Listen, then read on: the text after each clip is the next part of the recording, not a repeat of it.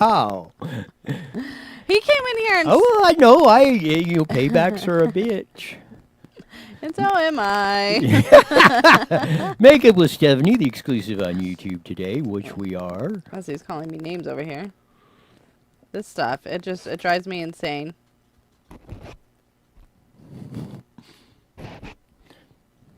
That's how. It's the insane makeup, huh? Yeah, I'm gonna use this. Thank you. Anyways, keep talking so people don't watch me anymore. They're watching. I'm so out of it today. This is gonna be an interesting show. Really? Ugh. Yes. I'm not ready. Okay, I'm ready.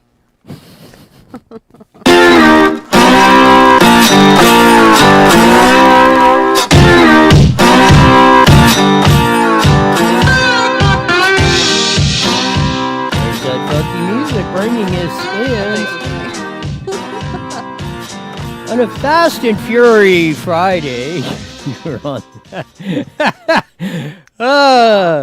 of that. I see. I'm gonna probably have to carry this a little bit on there. Somebody's a What are little you bit. trying to say? Somebody's a little bit under the weather here. On Oh my gosh, I feel horrible. on the No, we got a Fast and Furious Friday because coming up here in about 15 minutes we'll have Kelly Inman from Industry Racing at the Grand out in the City of Industry. They're to kick off the Speedway bike season out there as they usually do with their 2-day Gumball Rally this weekend. Where they'll have the pro riders running Saturday and then the Pee-wees to the juniors running on Sunday. How cool. That's a big I'll have deal. to take my kids out there this weekend. Well, there you go. Well, maybe. Now I got weekend plans. Thanks. And I That- did it on my own show. There you go.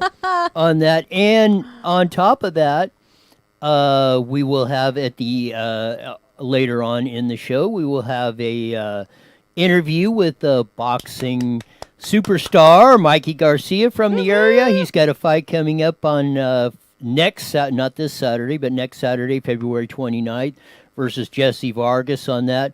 First fight he's had in a year, coming back after his first defeat that he had a year ago. But he's 39-1.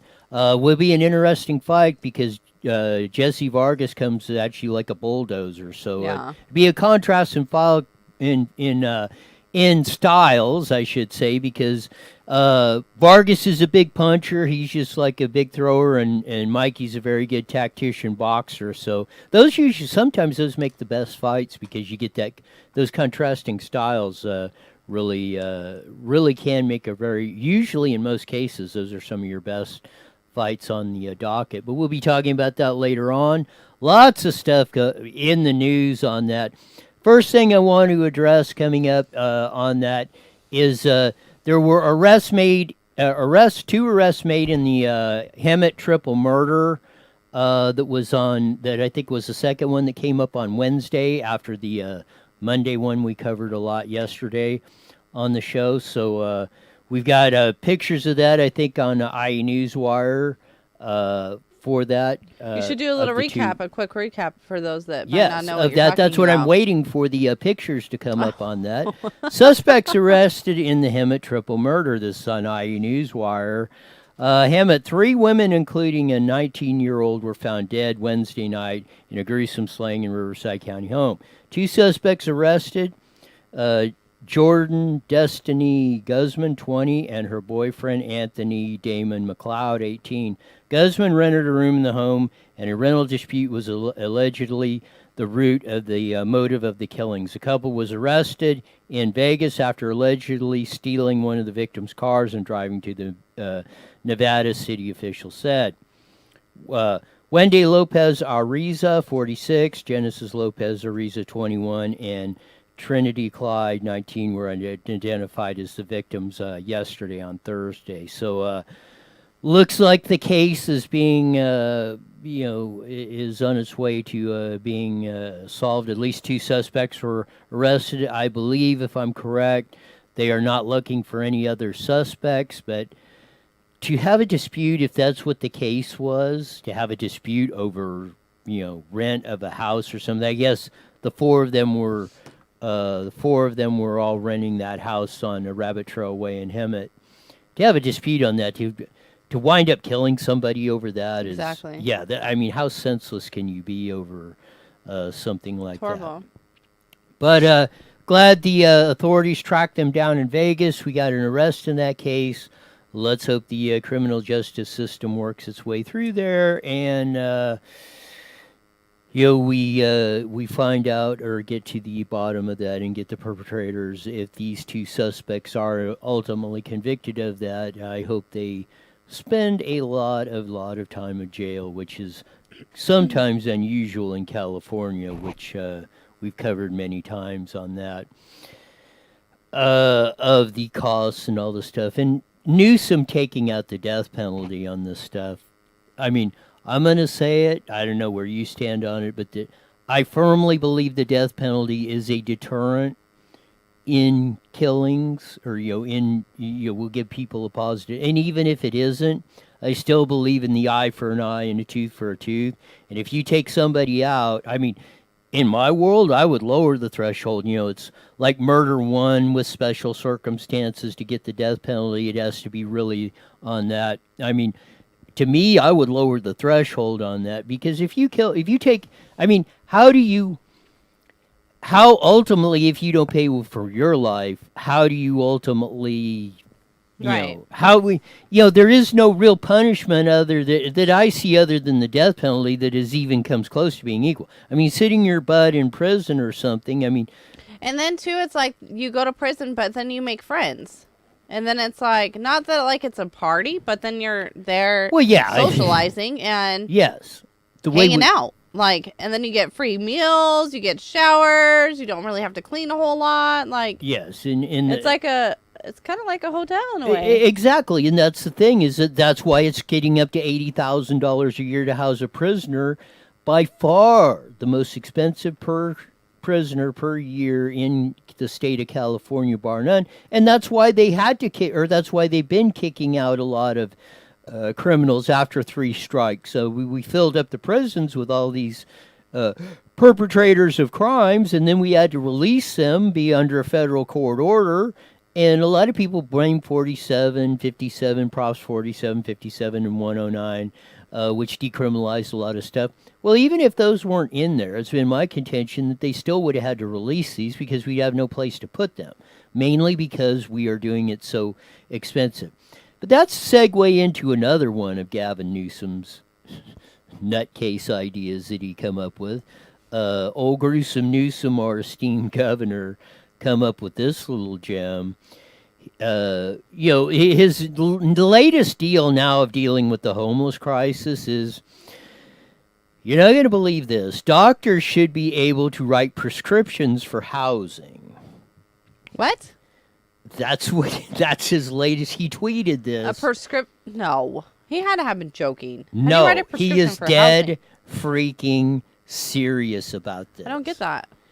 How do you write a prescription for that? Yes. Well, I guess if you're homeless and you go in the doctor, well, I'm homeless in this. Well, I guess he's going to write you a prescription for a 4-bedroom, 2-bath house on the. Can I get a prescription for that, please? Well, I guess I don't. Ooh, what about a car? I really want a boat. Well, yeah, a boat. Yeah. Maybe I need a vacation home up in Mammoth Mountain or something to go skiing. Yeah. I mean, what the hell is this? I mean, the insanity that's going on in this state is insane. Is absolutely incredible. I mean, no, let's clean them. I mean, if there was anything that we should be doing, if we were going to be doing something, we should be doing the state hospitals or something, or getting them treatment or something. Or how about lowering the cost to get them into prison? Or maybe get them a toilet. Well, yeah, that was a great idea. That was and exactly what they were talking about down in L.A. Garcetti, the dingbat mayor down there, they got 50,000 homeless, so they make the crisis out here look like tiddlywinks. But they passed that one point. This is the danger of bonds. This is the danger of bonds. They talked the people in L.A. to 2 years ago, passing a $1.6 billion bond for homeless housing, and we don't have any money, and you got to do this. So the dingbats passed it.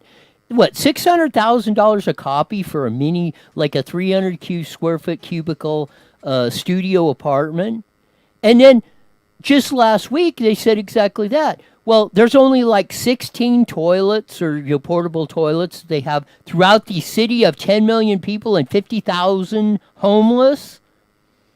I mean, how much would it cost to put You could probably put toilets out there. So are you for toilets or against the toilets? Well, I'm going to say this. For one unit of $600,000 that they spent on that, they probably could have put 5,000 toilets all across the city in all these areas, and that would have done a whole hell of a lot. We just had the photo the other day of the NBC report of people just pooping in the streets, right on the right in the sidewalk and in the gutter and stuff of the homeless doing that. Or pouring it on women that are that poor lady that got the 5-gallon bucket of that was insane. Of crap posted on. But maybe she'd walk by and like talk some smack or something all the time. No, I don't think so. She could. You don't know that. Well, I mean, even not that it makes it okay. Even I'm just saying. I mean, there's two sides to every story. You don't know what she was doing. Yeah, I'm going that this homeless guy is whacked out on meth. Well, yeah, definitely. That's the insanity. Why do you keep electing this? Again, it's going to be very important. Vote no 6 times, not really, but I mean, on Proposition 13, the $15 million school bond. They could pay cash for this stuff, just like they could do at Moreno Valley, Riverside, San Bernardino, and all these other bonds that they passed on there, which I have proven. They have not disputed that at Moreno Valley Unified School District. You did not need Measure M at all. $398 million that you're putting on your property tax, which you pay if you're a renter or a homeowner. Doesn't matter. That cost gets pushed onto you anyway. There is nothing free, folks. So stop ruining my dreams, man. So on top of that, no on Measure A, which is in the Riverside Community College District, which is basically Riverside, Corona Norco, Paris, and Moreno Valley. $715 million bond they want to pass on that. Come on. Sorry. Valverde has one for $100 million, and I think there's a couple more, and there's some in San Bernardino that are passing local bonds. So in some jurisdictions, they've got 3 separate school bonds going on that they're going to be asked to pass. Do not pass any of them. 0 until they responsibly spend your money. Like I said, if we were at the national average for cost per prisoner, which is $30,000, we could house twice as many prisoners and save $2.5 billion on the California state budget.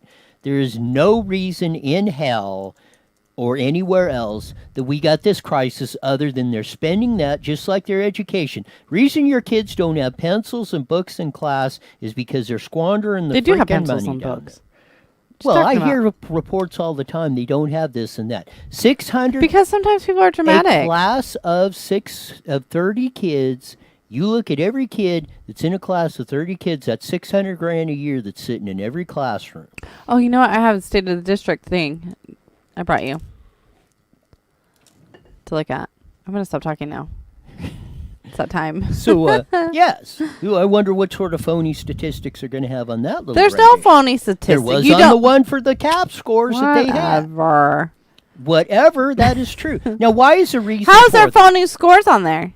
Because I don't know if I want to get on this. Yes. We're on camera. That was what they had. Let's talk about this after the show. They had the meeting on that, and they called me in, and I said, well, and I mentioned it 14 times at that. Of course you did. On top of that, they never would give us the reports until the day of the, exactly when you're walking in there like they did before instead of letting you know. And then all of a sudden on that, and we'll get into this one day, but that was a very interesting meeting on that. And what is the purpose of that?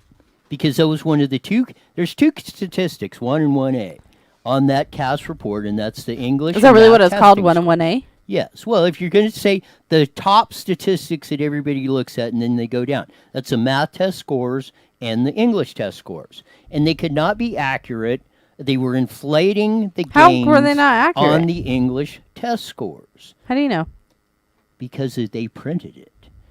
And their officials finally had to admit that yes, you are correct. So what is the purpose of that? Purpose of what? Of inflating test scores. To get more bonds? No, to get more money? What? Yes, or to say... Was I right? Look how... Was I right? Was I right? Look how great we're doing. Yes. Well, I don't know. I think you're wrong. So, Why then? What is the reason for inflating that? I don't think they did. They did. I don't believe it. Well, then you're a fact. But I think that we need to brag a little bit about how great our district is doing. I mean, let's not do that right now, but I'm just saying in general. Well, they could come in and defend their story. They do great. But when you say that, you're knocking down all these students. Say good job, Marina Valley Unified School District. No. Say it. Why? Because when are to lift up the students. I will do that when they admit with their error publicly, like I brought up. Tit for tat. I just want to be right for a I minute. do tell when they do good, I do say if you put positive out there, you will receive positive. I did with the report. No, how come they can't acknowledge what they did? We got we got a big event coming up this weekend on what we call Fast Friday on that going on it's going to be the season opener out at the Grand, out at Industry Racing out that. We got the promoter extraordinaire that puts this all on. 2-day event coming up Saturday night. The pro riders will run Sunday, late morning, early afternoon. The Pee Wee junior riders and kids will have that. It's called the Gumball Rally, Speedway Motorcycle Racing at its finest. Kelly Inman, welcome back to the show. How are you guys doing? It's good to be back. Good. How are you? You're on with Stephanie and Roy. Give us a little pre. We got a picture up on our video cast portion of it of the Gumball Rally with your poster on that. Explain to everybody what goes on this weekend at the Grand at Industry Racing. So basically, it's called the Gumball Rally. It's a race that that was started back in about 1983. To have an event just for the kids where they race by themselves. Usually junior speedway and stuff, they race with the adults and, they're kind of the sideshow or part of their program. And this was developed as a championship event that just crowned the kids, and it's a very grassroots feel. We got a lot of people that donate product and money. So Saturday night, we actually have all the regular speedway program with the first division stars. They ride and donate their purse. Literally, they ride for free so we could stage this event for the kids because we do it and it's free to the public. Noon on Sunday is the kids race. 7:30 Saturday night is the first division speedway and sidecars. And it's amazing, the amount of support we get from the community and sponsors. And I think right now, if everybody pays up, I'll pay out on Sunday afternoon. I'll split up between the 26 kids about $9,500 in cash. Wow. That's absolutely crazy. Yeah, it's absolutely amazing. And amongst that, and you said the riders donate they're racing for free Saturday night. All that money goes to that. But again, give a shout out to some of the sponsors and stuff that have kicked in to put that $9,000 up. That's awesome. We've got guys honestly, there's one of the top American young stars, Luke Becker, which is currently races in Europe representing the United States. He just called me and put $500 cash out of his pocket up for the kids. And he's one of them that used to race this event when he was younger. And then we got a dear friend of mine, Bruce Penhall, that through Connor Concrete, their company, they put up $1,000. And it's people like that. And then just regular fans. I get people every day, hey, I got $100 for you to give to the kids, So gather up the money. I buy a little, some knick-knack gadgets and grips and gear and stuff and put some gift bags together and then pay out a big purse. And they race for gumball machines are the trophies. And it's one of the biggest races going for the kids. I mean, everybody that has a bike is here. It's amazing. You got it. I mean, and that's why I say this event was really to showcase the kids. Tell me how early you can start in the Pee Wee division out in this in speedway bike racing. 4 years old on a PW 50 or a CRF 50, something like that. I mean, we had a kid last year that was 3 years old and raced on training wheels. Wow. It was amazing. Very cool. It is. I mean, this is an absolutely fantastic race. Not only come out and check out the guys that are running on Saturday night, you'll see all the Division 1, 2, and 3 riders, I think, and the fantastic sidecars, I think, are going to be there Saturday night. Those are cute. Yes, Those are the trophies? The little gumball machines? Yes, the little gumball. Yes, that's the trophies. trophies. Oh, my gosh. We're showing the trophies right now of what they... the kids absolutely love them. Yes. That's no, it's absolutely great of it.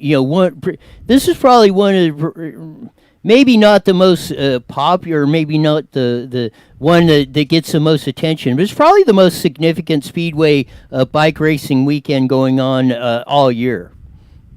It is certainly one of the most important and prestigious to the kids. Definitely. Like I said, this started back in 1983, and I was involved in it back then. I was 13 years old, and I was one of them that was stuffing the gift bags for the racers, and then, riding juniors, and now I've been promoting it for many, many years. That's it. How long have you been promoting the races out at the Grand? I'm going on to 16 years of promoting. Wow. And I do a little bit of traveling. I do some stuff for ESPN. I did the X Games in Minneapolis last year.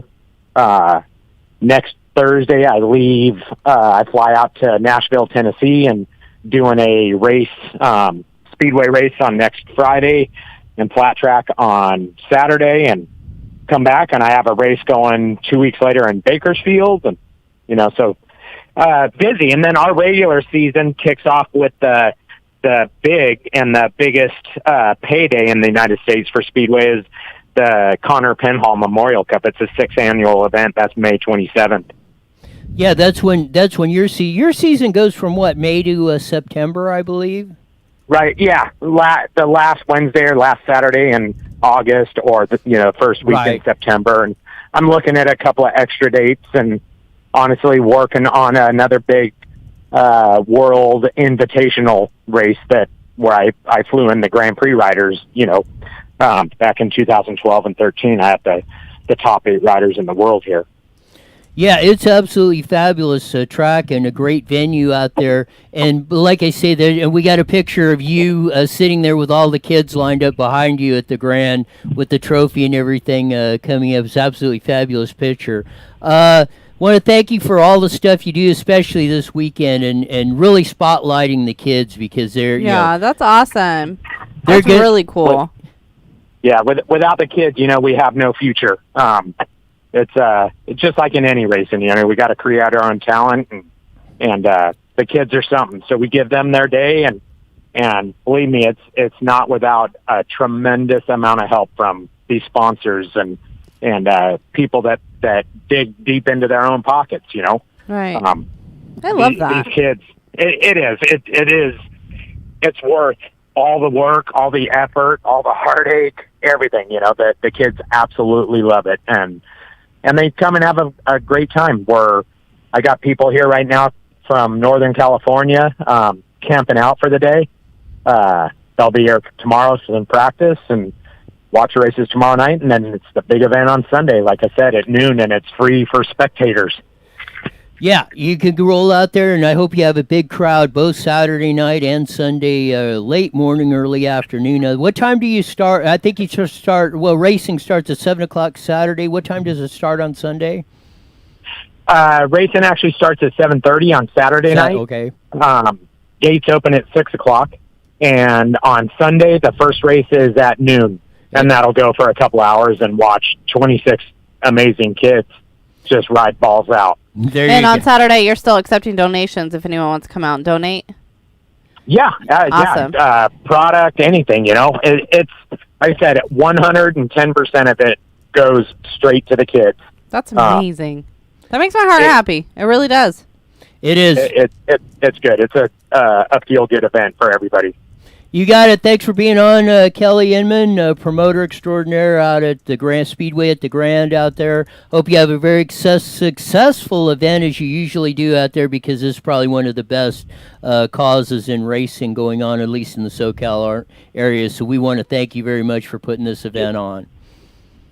Thanks for letting me come in, and look forward to talking to you guys again. For sure. You got it. We'll see you, Kelly. Yeah, we'll see you tomorrow. I think it's Sunday. Why? He said Saturday. Saturday night's the pro racers. Sunday at 12 is when the kids start. What if I want to go both days? Well, you can go both days. All right. So I'll see you tomorrow. I know. Yeah, I'm still throwing it out there because he ruined it. The Speedway at the Grand. You've been down to the Paris track. This one is a lot smaller. It's an 1/8 mile, and it's like a whole different vibe out there at the Grand from where it is out at Paris. I just think it's really cool to bring my kids out there because some of my boys want to get into that sport, and I think that if they see people their own age doing it, I think that motivates them a little bit more or deters them a little bit more.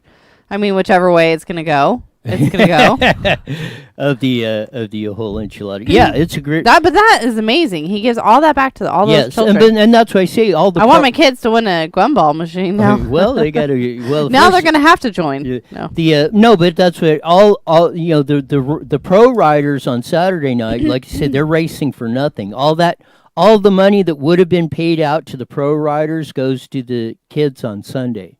So that's why I say that's so neat. And as he said, it's so beautiful. Probably over $9,000 in either cash and or prizes are going to be paid out to the kids on Sunday. So it is. It's absolutely one of the neatest concepts out here in Southern California. It is, and it's like not that far away either. It's like right in our backyard. No, yeah, it's right down. Like neighbor's backyard. Neighbors. Neighbors. Anyways, head out to the Grand Speedway at the Grand in the City of Industry out there.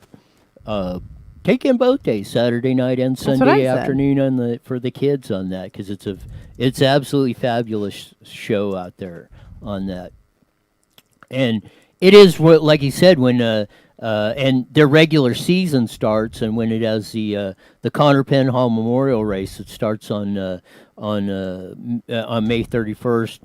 Probably, and I'm not saying they will, but probably guys like we need a gumball machine. We do need a gumball. I'm going to put one of my kids in it, and I'll get us one. But he wins it, and I take him. It is to the studio. And you'll probably have, you might even see a Luke Becker or a Brock Nickel or the guys that are racing in Europe come out here for that race coming up. Might run into local celebs. Yeah, you get not local, but Well, they're pretty local. Okay, good. I had it right the first time then. Of that Southern SoCal really boys cool. on that. Yes, it's absolutely really fabulous. Cool. And again, one of your best entertainment bangs for your buck, I think, is in racing. I think it's like $12 or $15 on a normal night to get into the speedway races at the Grand. It's you said Saturday was free, right? No, Sunday's free. Oh. The Saturday's they still, like you say, everything that's collected on Saturday goes into the Sunday purse for the kids. Right. So that's why I say the riders donate their portion of what they would have normally gotten, and that's why I say it was really cool. It's a really cool event. I mean, like I say, that's I say this. You'll meet some of the racing has some of the best people in it on the face of the earth. Hello, Joseph. Thank you for tuning in. And Stephanie is on her way home from Vegas Trump rally. And she says, happy weekend. Happy weekend to you as well, we're going to do that. Coming back, we're going to cover some of the clips and stuff for Trump at the when are we doing Las Vegas rally. Yes. I'm kind of seeming to give. I think I got 1 minute left on the deal before we join in with KMET, the Mighty Met. Hi, Sean. On that coming. Hello. On that, there's Sean. See, they can actually hear Sean on the webcast on there. I heard the Taylor Swift song on the way here. I changed it immediately, but Taylor Swift always reminds me of you now, Sean. Oh man, that's sad. That's really sad. I always wonder. I wonder how Sean would dance to the song. I wouldn't. Yeah, you would. Anyways. You guys 1 minute, guys. Yeah, 1 Industry minute. Speedway. That's why I say no. The Trump rally was great up there. I mean, Trump at his finest, and I mean, like I said, this is the guy, the president, that talks like everyday people do. I think that's why everybody. I mean, the supporters the people that support Trump, I mean, like the old saying, they would walk across hot coals for that guy, because I think they're finally. He's probably the most relatable president we've had. That relates to the common person. Probably the richest president we've ever had.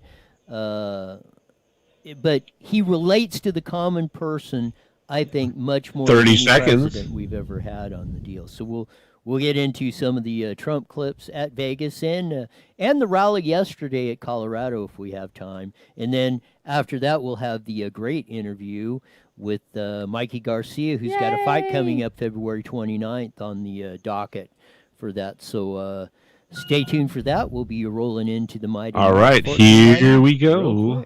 Be sure to ask for the bold yet smooth Blue Desmond blend. IE Newswire Daily is on the air. The following is a paid program. Views and claims expressed are those of the program producer and are not endorsed by this station. Opinions expressed not necessarily those of radio station KPP, its management, employees, or affiliates.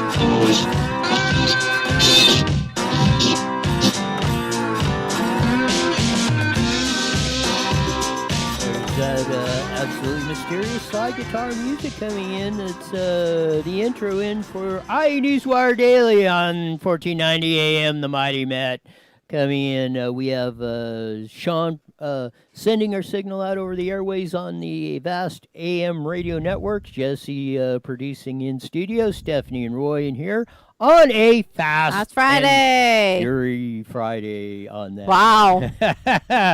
Of that, we're synced up pretty good today. We are. I would say we nailed it. Yes, on that. We had a good, those of you watching in the video cast, we previewed a little bit of the Gumball rally that's going to be at the Grand, Speedway at the Grand in the City of Industry. Saturday night, you're going to see the pro riders. They're donating all the purse. All the money goes to the kids, who will be starting at noon on Sunday.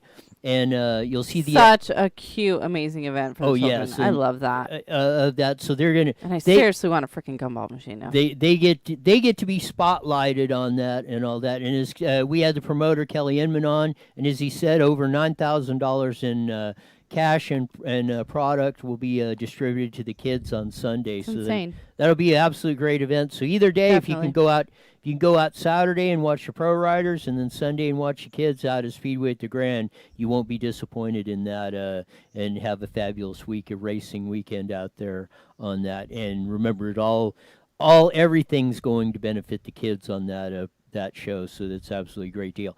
Have cue up clip number one. This is our president, Donald J. Trump. Well, yesterday he had a rally in Colorado. Today he had one in Las Vegas about a couple hours ago. So, and like I said, Trump probably he may be the richest president we've ever had, but he probably relates to the common person more than any other president we had. So play clip number one and be ready to stop it, but just let clip number one roll for a little bit. Please. Pocahontas.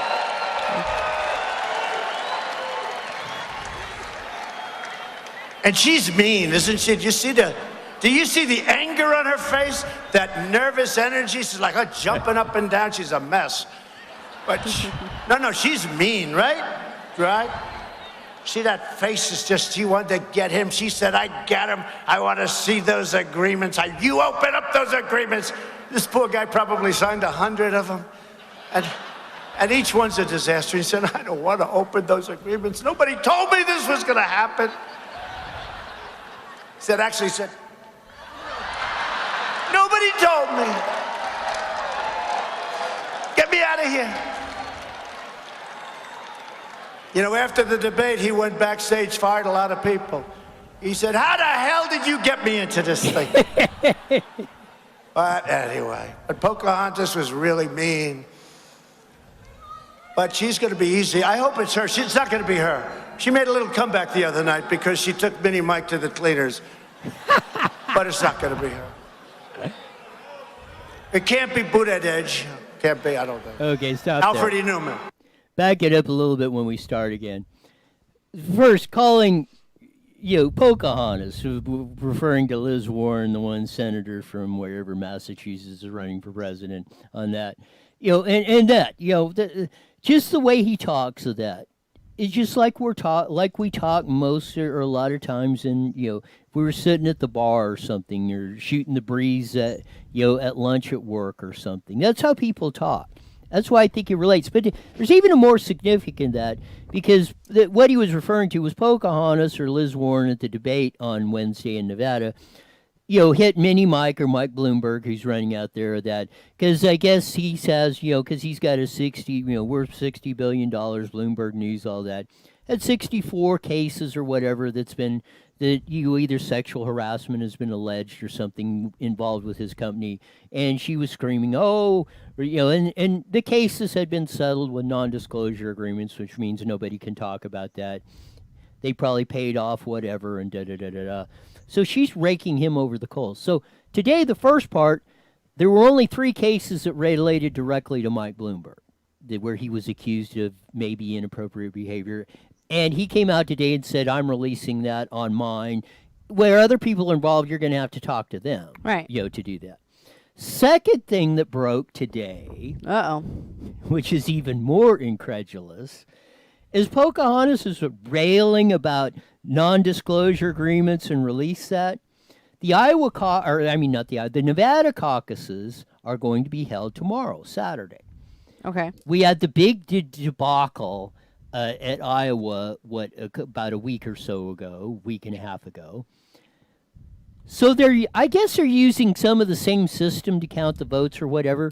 So they are making all the workers that are tabulating the votes in Nevada to sign non-disclosure agreements in case anything goes wrong. Why? Because conspiracy.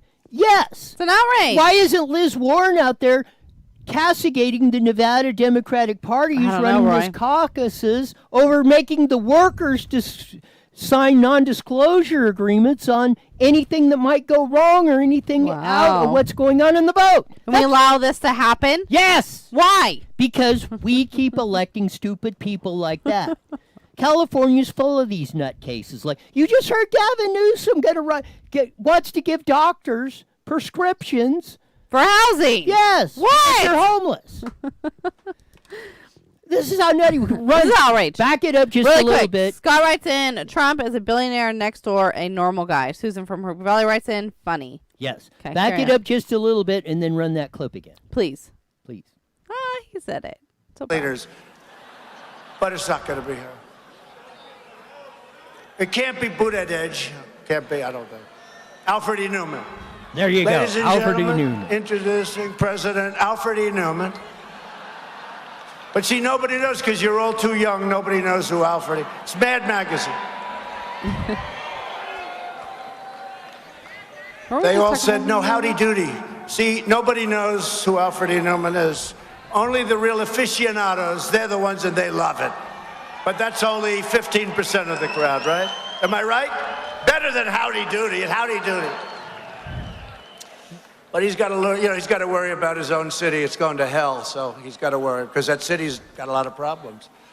I don't get the whole thing, but he's not a bad debater, I will say. He's probably the best up there. Bernie is too emotional. He's screaming, going crazy. And Biden is angry. Biden is angry. Everything's anger. Gee. And that's what happens when you can't get the words out.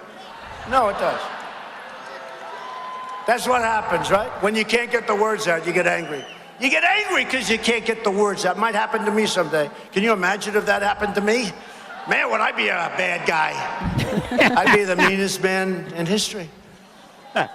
No, but Biden is very angry. He gets angrier and angrier. There you go. Stop that one. Again, like Alfred E. Newman on Buttigieg or whatever his name is running. I mean, that's it. You ought to put, if you can find that, find Buttigieg that's running for president and Alfred E. Newman and put their pictures side by side on that. Buddha who? Buttigieg. I can't say that one at all. I know, but the best part is you're trying to make it sound like you are saying it, and you're like slaughtering the hell out of it. Yes, well, because it is. I mean, again, Trump talking like regular people on that. That's like I said. He runs that. I mean, no wonder the people love him. I think is because he's not talking to you like he's not talking down to you like most politicians do of that, like of all that stuff. And I saw the point of Jesse made me do it. Of that, but Sean whispered in my ear. That was the an absolute great part of that. Play clip number 3 of this. Now this is classic Trump on the Academy Awards on that. So there you go. Play clip number 3. Academy Awards this year. Did you see it? And the winner is a movie from South Korea. What the hell was that all about? We got enough problems with South Korea with trade. On top of it, they give him the best movie of the year. Was it good? I don't know. You know, I'm looking for like where let's get Gone with the Wind. Can we get like Gone with the Wind back, please? There you go. I mean, who criticized? Like, I mean, we've had the whole deal with Rocket Man, South Korea. They're going to bomb us, yada yada yada. I mean, he has a legit point. Maybe it was a good movie though. Why would you support South Korea and all their stuff going on that? I mean, the whole tenure of it going on. But that's how people talk. That's how screw them guys over there. But that's what I love it and I appreciate the hell out of it. I really, really do. But people expect the president to be more professional because they want to nitpick at it. Because they want to nitpick at every little thing. They always say we want a president who's. But just I like personally would never want a president that's professional, because I like more down to earth, real that's people. That's what I say. Then there you go. So but most people aren't cool like us. I mean, hell with those that got their nose in the air. Play the rest of the clip. Please. Please. Sunset Boulevard.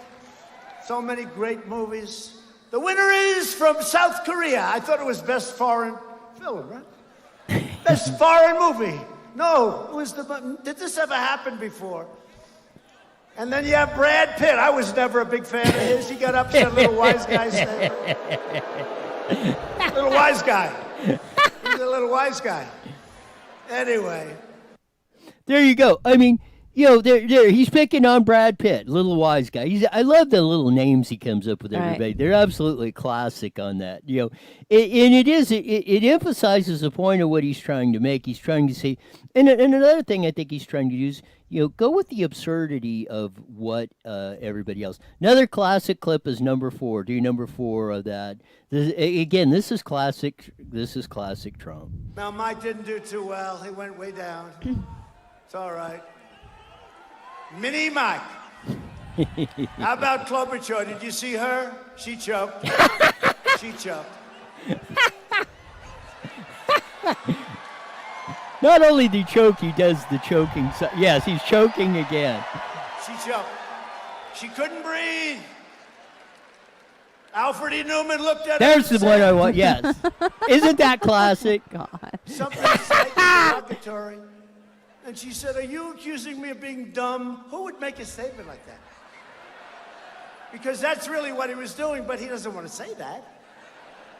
No, how about that? Are you saying I'm dumb?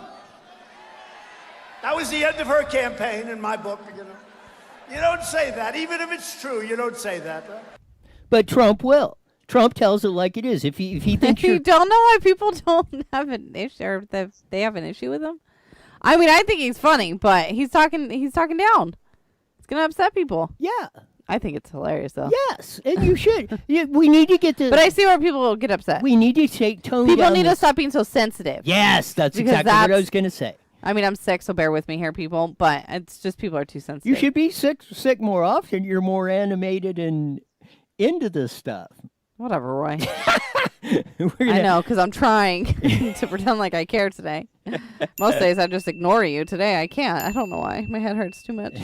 So we're going to have to give you a permanent headache so you'll be alive. Well, I usually get one by the time the show's over.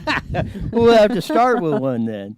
No, those were great clips, though. And I do love our president because he is real. And, I mean, there has to be some type of respect there for just keeping it real. I mean, to get someone to be truthful and honest and knowing that they're genuine, I mean, that is, like, next to impossible to find these days. So respect our president, people. Get over it. Stop being so damn sensitive. Yes. Wow. Man, you might eventually work into this talk radio stuff here. Shut up. That's it. We're gonna play our interview with Mikey Garcia on his upcoming fight on February 29th. Oh, really quick while I'm thinking of it. Sorry to cut you off. I want to give a shout out to the manager at Chili's located off of Nason. He hooked us up with some gift cards that we're going to be giving away coming up probably next month. So stay tuned for that. Thank you. That was awesome. There you go. Thank you for the Chili's for that. And our listeners will benefit on that for some of the great Chili's food. We're going to play the Mikey Garcia interview that we had for his upcoming fight, February 29th against Jesse Vargas at the Frisco Center. Get it, Mikey. On that. So first fight in a year. So when you've got the Mikey interview ready, hit the button and let her rip. And we're gone. Hey, we're coming back on Newswire Live daily with Stephanie and Roy on that.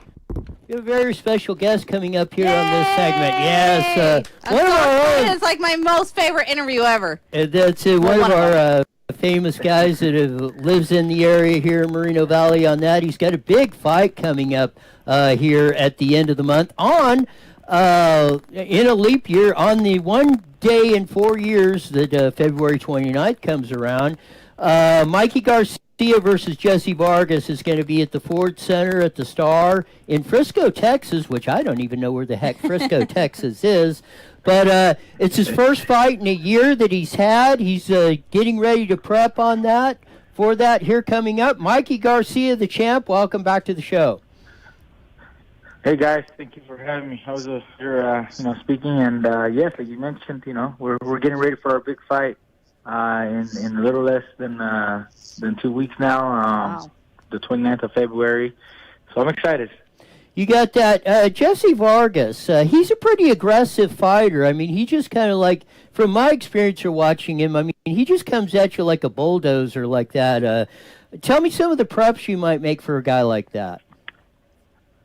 Well, yeah, Jesse is very tough fighter. He's a very tough fighter.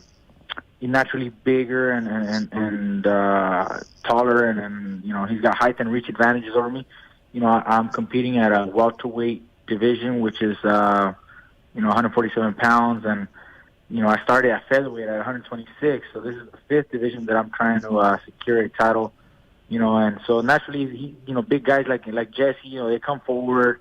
Use their height, their reach, use the weight advantages, and size over smaller guys like myself. But I feel that I can be smarter, I can be quicker, I can be better in footwork and defense, and I think that's going to allow me to prevail on fight night. That is, I mean, I've watched a lot of your fights, and you're a very skilled boxer. Of that, you're a real tactician of the sport.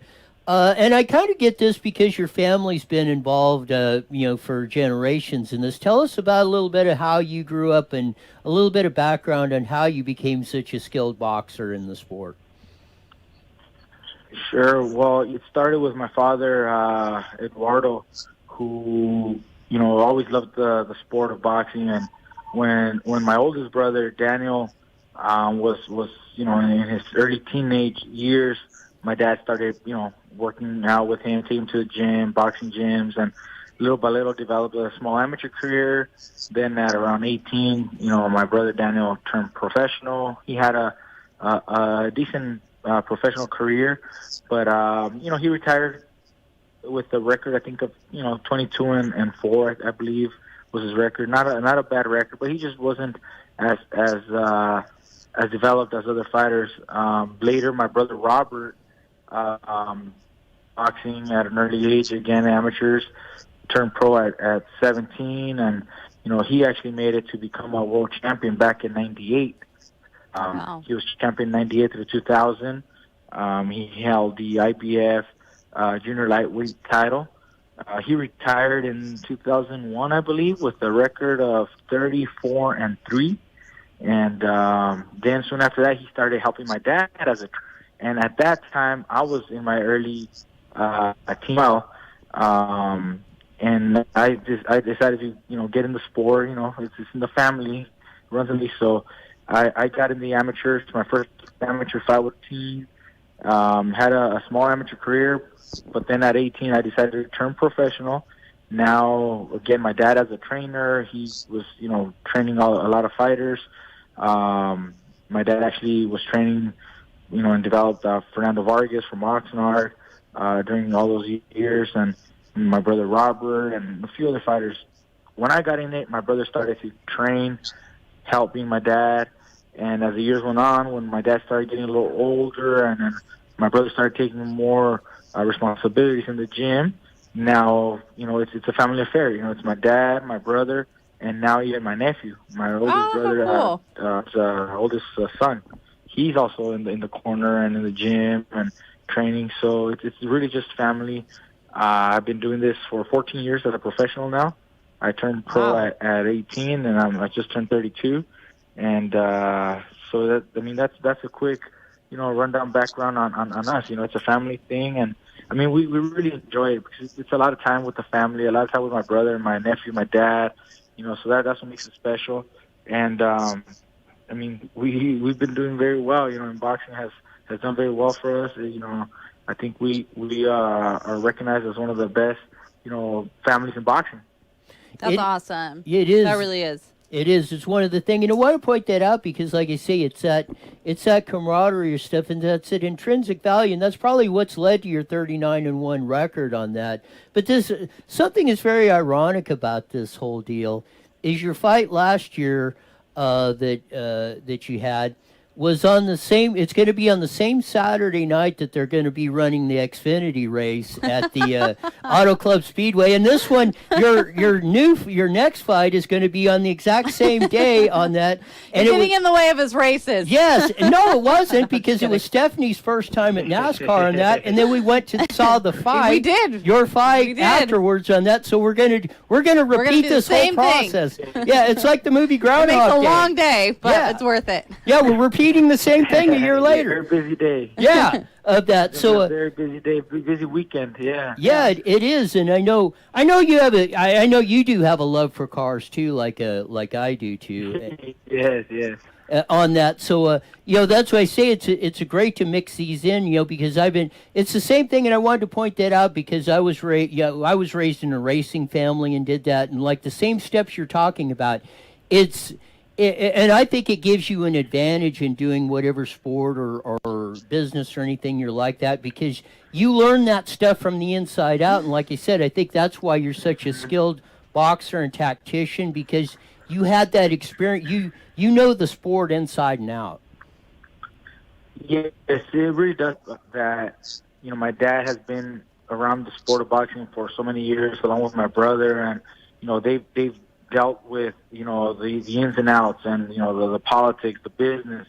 So all that has helped me, be the fighter that I am, guide my career the way I do, and just, take control. It's just one of those things that really is beneficial to me, to be able to have my dad and my brother around. And with their experiences, it's helped develop me as the fighter that I am and that I still wish to keep going, to keep accomplishing more and just achieving more success. So how long do you think you're going to keep doing this? It's never a number, an age, or a number of accomplishments. For me, it's just as long as my body tells me I'm good to keep going. I wanted to be champion. And I did that back in 2013. Then later that year, I became champion in the second division. In 2017, I was champion once again in the third division. Then 2018, champion in the fourth division. Came back down to lightweight to unify the titles. So there I went a fifth division. I'm always pushing myself. So I don't know if it's the number of accomplishments that will finally tell me that's enough. I think it's more of the the body and my response. How well my body responds to the wear and tear.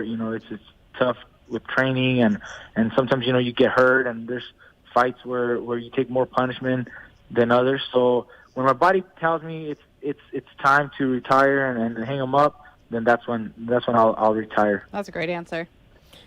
You've had, and I know you do a lot of, you're in Moreno Valley a lot, that, and you do in the Inland Empire area. You do a lot of I see you all over the place. You do a lot of charity work. You give back a lot to the community of that, including your local radio station. Yes, yeah, being on a local radio station of that, giving us the interview on your pre-fight, which is going to be February 29th. Mikey Garcia is going to square off against Jesse Vargas down in Frisco, Texas. And I want to compliment you because a lot of professional athletes or prominent people don't give back to the community. And I just wanted to let everybody know or give you a big congratulations and attaboy for all the work that you do for various charity events and stuff all throughout our community. Yeah, I second that too because a couple years ago he did a food drive with Cosmic Handcrafted Ice Cream, which was amazing. It was a great turnout too. Yes. Yes, thanks. Well, like I feel that it's my way of giving back to those who support me, and if we can organize any function or whether it's a fundraiser, any charity event or anything like that, that gives me an opportunity to give them back something, it's always, I think, a win-win situation. And like I said, I owe it to them for their support, for all their love and support over the years. I owe it to the people around me, and I think I wanna be able to give a good example. These kids, young kids, they're gonna be our future, so they need good role models to follow and good footsteps to follow. And I think, like I said, it's my responsibility to that. I think it's a great thing, for the future. I love that. Yeah. I love everything about that. I have 4 boys, so that's amazing. That was our interview with Mikey Garcia on that. Check out his fight. Come to the check out the Speedway at the Grand coming up this weekend, Saturday night with the pro riders and Sunday with the kids. Check it all out. As we do, we'll see you back here on Monday.